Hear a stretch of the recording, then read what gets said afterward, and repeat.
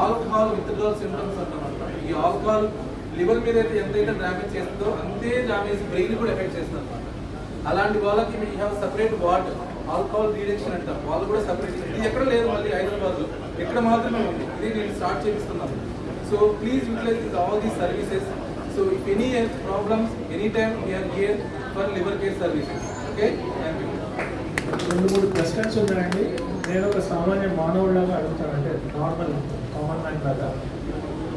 Doctor గారు, ఇప్పుడు vaccination అనేది హెపటైటిస్ రిలేటెడ్ వ్యాక్సినేషన్ దేనికి ఉంది, ప్లస్ ఏ ఏజ్ నుంచి తీసుకోవచ్చు? సో వ్యాక్సినేషన్ ఉందన్నమాట. సో ఏ ఏజ్ వాళ్ళైనా తీసుకోవచ్చు. హెపటైటిస్ బి మనం ఒకసారి హెపటైటిస్ బి అనేది 95% రాదు.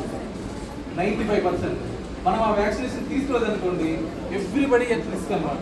నేను రిస్కే, అర్థమైందా? ఎందుకంటే మీలో హెపటైటిస్ బి ఎవరికిందో కూడా తెలియదు, అర్థమైందా? సపోజ్ ఒక వ్యక్తికి మీ పక్కన కూర్చోడానికి హెపటైటిస్ బి ఉంది, ఆయన తెలియకుండా ఆయన బ్లడ్ కాంటాక్ట్ మీకు తెలియదు అనుకోండి, మీకు తెలియదు కూడా తెలియదు ఎందుకు వచ్చింది అనుకుంటాం. కానీ ఇదే ప్రాబ్లం. అదే మీరు వ్యాక్సినేషన్ వేసుకున్నారనుకోండి, మీరు ప్రాపర్గా ఉంటారు. 95% ప్రొటెక్టివిటీ అనమాట. మీకు హెపటైటిస్ బి అనేది రాదు.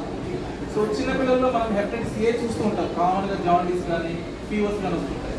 వాళ్ళకి హెపటైటిస్ ఏ వ్యాక్సిన్ ఇస్తే 85% అనేది హెపటైటిస్ ఏ అనేది రాదన్నమాట. సో ప్రతి ఒక్కరు గుర్తుపెట్టుకోండి, మీ ఫ్యామిలీలో ఎవరున్నా కూడా vaccination is must and should. ఇప్పుడు ఫర్ ఎగ్జాంపుల్ 50-60 ఏజ్ గ్రూప్లో ఉన్నవాళ్ళు కూడా ఒకవేళ లివర్ టెస్ట్ చేయించుకొని లివర్ బాగానే పనిచేస్తుంది, ప్రాబ్లం ఏం లేదు, అయినా తీసుకోవాలి వ్యాక్సినేషన్. దానికి మళ్ళీ లేదా హెపటైటిస్ ఉందా లేదా అని టెస్ట్ చేసుకొని అది నెగిటివ్ అయితేనే వ్యాక్సినేషన్ తీసుకోవాలా, ఎలా చేయాలి? సో ప్రతి ఒక్క పేషెంట్ ఎవరైనా కూడా హెపటైటిస్ బీసీ టెస్ట్ చేసుకోవాల్సిందే. హెపటైటిస్ బీసీ నెగిటివ్ ఉంటే మాత్రమే మనం వ్యాక్సినేషన్ ఇస్తాం. పాజిటివ్ ఉంటే మనం వ్యాక్సినేషన్ ఇది పనికిరాదు కదా. పాజిటివ్ ఉంటే మనం ట్రీట్మెంట్ ఇస్తాం అన్నమాట. ట్యాబ్లెట్స్ ఏమేమి ఇవ్వాలి ఏమి చెప్తాం. నెగిటివ్గా ఉంటే మాత్రం వ్యాక్సినేషన్ ఇస్తాం. ఏ వయసు కానీ 60 కానీ 70 ఇయర్స్ ఎవరు వచ్చినా కానీ బేసిక్ నాకు బ్లడ్ టెస్ట్ చేయండి అంటే మాత్రం viral screening is must and should. ఎందుకంటే చాలామందికి మనకి చిన్నప్పుడు మన అమ్మమ్మలు కానీ తాతయ్యలు కానీ అప్పుడు టెస్ట్లు ఏమి ఉండేవి కాదు కదా. మనకు తెలియకుండానే మనకి పాజిటివ్ వస్తుంది. తెలియకుండానే ఈ హెపటైటిస్ బి కామన్గా మన ఇండియాలో 90% మదర్ టు చైల్డ్ ట్రాన్స్మిషన్ అనమాట. అంటే అమ్మగారి నుంచి కానీ నాన్న కానీ వాళ్ళ ముద్దాతలు అక్కడి నుంచి వచ్చిన వైరస్ తప్ప బ్లడ్ ట్రాన్స్మిషన్ చాలా తక్కువగా వస్తుంది అనమాట. సో ఆ టైప్లో టెస్ట్ లేవు కాబట్టి ఇప్పుడు టెస్ట్ ప్రతి ఒక్కరూ తెలుసుకోవాలి. మొన్న ఒక వ్యక్తి 70 ఇయర్స్ ఒక ముసలాయన వచ్చారు. ఆయనకి ఏ ప్రాబ్లం లేదు, జస్ట్ హార్ట్ చెకప్ చేసుకుందాం వచ్చారు. బ్లడ్ టెస్ట్ చూస్తే హెపటైటిస్ బి పాజిటివ్ వచ్చింది. హెపటైటిస్ బి పాజిటివ్ వచ్చింది, సర్లే పర్లేదు అనుకున్నాం. అల్ట్రాసౌండ్ చేస్తే liver cancer, 10 centimetre liver cancer చేయలేము.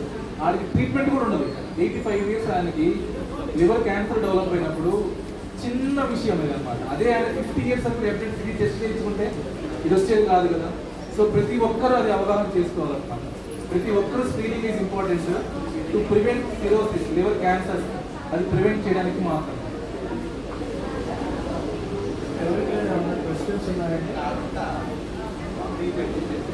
బీపీ, డయాబెటీస్ ఇలాంటివి ఎంత కామన్, హెపటైటిస్ కూడా అంత కామన్. బీపీ, డయాబెటీస్ మనకి ఏదో తెలుస్తుంది, రూటీన్గా చెక్ చేసుకుంటాం. హెపటైటిస్ అంత బయట సింప్టమ్స్ బయట పడవు. కాబట్టి దానికోసం అవగాహన కోసం ఈ సెషన్ చేశాను. ఏమన్నా క్వశ్చన్స్ ఉన్నాయంటే డాక్టర్ గారిని నేను డైరెక్ట్గా అడుగుతాను.